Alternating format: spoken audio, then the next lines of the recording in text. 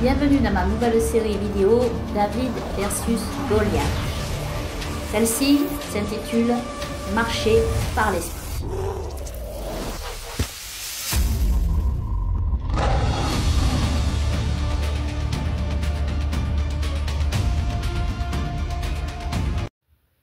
Shalom à tous.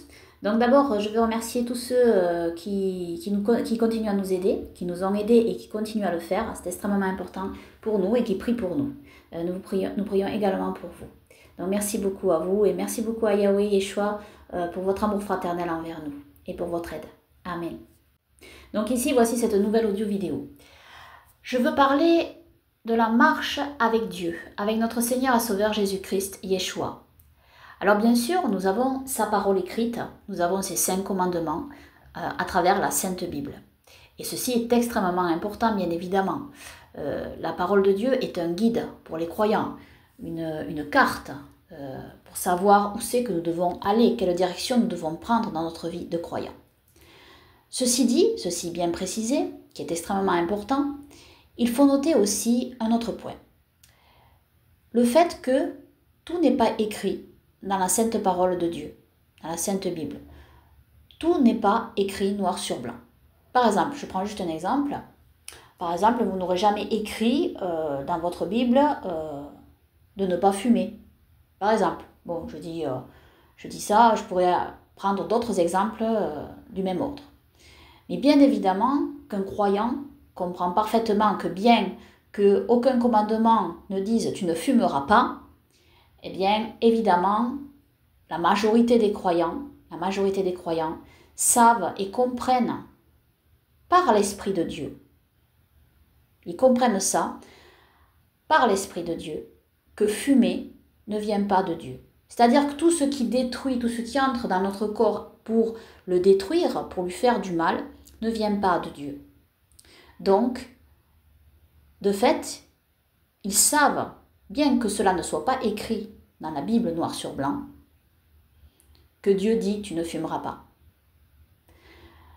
Ceci est un exemple pour vous montrer donc que, bien que certaines choses ne soient pas écrites dans la parole de Dieu, Dieu nous montre par son esprit, au-delà de ce qu'il y a écrit, ce que nous devons faire pour le suivre. Et ça, la marche par l'esprit, c'est un point extrêmement important pour le croyant, en notre Seigneur et Sauveur Yeshua, Jésus-Christ, en Dieu. Car, bien souvent, dans notre vie quotidienne, bien sûr, nous faisons marcher notre raison, notre intellect. Il faut qu'il marche, bien évidemment, il faut faire marcher la raison. Mais par moments, la raison, elle agit qu'en fonction de ce qu'elle voit. La raison agit en fonction uniquement de ce qu'elle voit. L'intellect aussi. Donc bien évidemment, le Seigneur nous a donné une raison, un intellect, que nous devons bien sûr suivre. Mais au-delà de ça, il y a des choses que nous ne voyons pas. Et ces choses que nous ne voyons pas, Dieu, lui, les voit. Et ça, et c'est là que Dieu intervient chez le croyant qui apprend à marcher en esprit et en vérité avec Dieu. Pas seulement sur ce qu'il lit ou sur ce qu'il voit, mais aussi parce que l'Esprit de Dieu va lui révéler. Car un vrai croyant en Yeshua, doit recevoir l'Esprit de Dieu en lui pour vivre par Dieu. Et pas uniquement par ce qu'il voit, pas uniquement par sa raison, son intellect. Il doit marcher avec Dieu par son esprit. Et comme le dit souvent notre Seigneur et Sauveur Yeshua dans sa parole, en esprit et en vérité. Et donc, sans l'Esprit de Dieu, vous pouvez avoir l'écrit, vous pouvez avoir la logique, la raison. Mais sans l'Esprit de Dieu, il n'y a pas Dieu qui vous dirige réellement. Et c'est la distinction qu'on peut faire, si vous voulez, entre des gens uniquement religieux et des gens qui sont vraiment croyants et qui sont vraiment nés de nouveau. C'est-à-dire qui ont obtenu la nouvelle naissance en Christ en recevant l'Esprit Saint de Dieu en eux. L'Esprit Saint que Yeshua a envoyé. Donc, c'est par cet esprit que le croyant en Christ, en Dieu, va se laisser diriger. Pas uniquement donc par l'intellect, donc pas uniquement par la religiosité. La religiosité sans l'Esprit de Dieu, c'est du vide. C'est vide. Ça donne, par exemple, juste un exemple, les pharisiens. Les pharisiens sont des intellects de la religion, de la Torah, mais il n'y a pas l'Esprit de Dieu. C'est intellectuel, et puis c'est règle sur règle, règle sur règle, règle sur règle. C'est très très lourd. Ils en rajoutent des tonnes. Ils rajoutent des tonnes à la loi de Dieu déjà écrite, ce qui rend un fardeau très pesant à porter pour les fidèles. Mais la loi de Dieu sans l'esprit, c'est juste la lettre. Et la lettre sans l'esprit est morte. C'est-à-dire, si vous ne pouvez pas appliquer la loi de Dieu sans l'Esprit de Dieu qui va avec. Si vous appliquez la loi de Dieu juste par votre raisonnement, eh bien, c'est vide en réalité. Parce que l'Esprit de Dieu n'est pas derrière. Et ça, c'est, par exemple, on peut dire le pharisianisme. Juste un exemple. Mais on retrouve cet esprit pharisien dans d'autres religions. On pourrait parler du clergé catholique aussi. Voilà. On peut parler de cet esprit religieux qui se trouve parfois qui peut se trouver chez certains évangéliques aussi.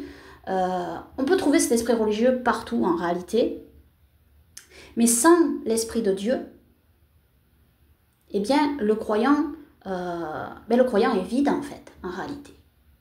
Et c'est pas la religion, c'est pas vers la religion qu'il faut que le croyant se tourne. Ça c'est la religion, c'est basé sur la connaissance.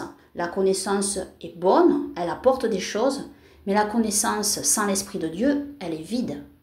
C'est-à-dire, elle ne transforme pas véritablement le cœur du croyant. C'est pour cela que le Seigneur Yeshua a dit, si vous ne devenez pas comme un petit enfant, vous ne pouvez entrer dans le royaume de Dieu. Un petit enfant a-t-il la connaissance? A-t-il tout l'intellect pour comprendre pleinement les choses? Non, il n'est pas encore pleinement formé, il ne peut pas entièrement comprendre comment un enfant vient à Dieu et comment un petit enfant prie Dieu. Eh bien, avec son cœur et pas avec son intellect. Mon fils, donne-moi ton cœur, disent les Saintes Écritures. C'est ce que Dieu veut, que nous donnions notre cœur. Et par le cœur, le siège de l'esprit. Les Saintes Écritures nous apprennent que le siège de l'esprit, c'est le cœur. C'est pas le cerveau. C'est pas l'intellect. Ça, l'intellect, beaucoup de religieux l'ont. Les évêques font énormément d'études, les prêtres, etc. Ils sont énormément érudits, ils connaissent beaucoup de choses. Mais sans l'Esprit de Dieu en eux, si vous ne devenez pas comme un petit enfant, vous ne pouvez entrer dans le royaume de Dieu. Et ça, c'est fondamental à comprendre. Et c'est par l'Esprit que Dieu transforme le cœur d'une personne, par son Esprit Saint que Dieu transforme le cœur d'une personne. Donc c'est par l'Esprit Saint que nous devons marcher. Et par l'Esprit Saint, Dieu nous fait voir ce que nos propres yeux ne peuvent pas voir. Et il nous fait découvrir ce que nos propres yeux ne voient pas, mais ce que Dieu voit. Et donc c'est par l'Esprit de Dieu que les prophéties sont révélées. Donc voilà ce que je voulais vous partager. Et donc, si vous voulez faire un don, vous avez mon RIB ici, vous pouvez continuer à nous faire un don et à prier pour nous. Et je vous remercie et nous vous remercions de tout notre cœur. Tous ceux qui viennent de donner, il y en a certains là qui viennent de donner récemment, ils se reconnaîtront. Nous les remercions infiniment, infiniment, de tout notre cœur.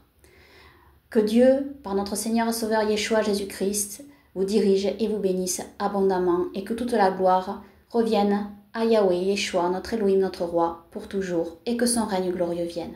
Amen. Amen.